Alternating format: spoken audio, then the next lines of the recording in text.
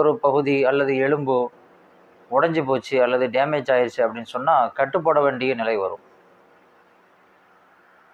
அல்லது பேண்டேஜ் ஏதாவது சுத்த வேண்டிய நிலை ஏற்படும்.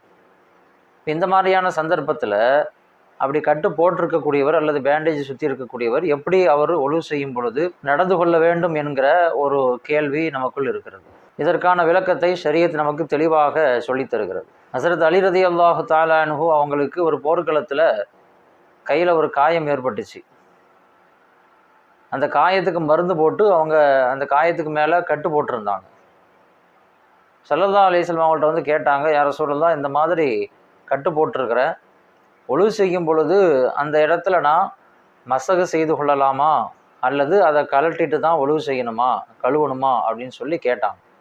ஸல்லல்லாஹு அலைஹி வஸல்லம் அவர்கள் இம்சாஹ் அலைஹா, எந்த இடத்துல நீ கட்டு போட்டிருக்கிறியோ அந்த இடத்தின் மீது மசகு செய்து கொண்டால் போதும்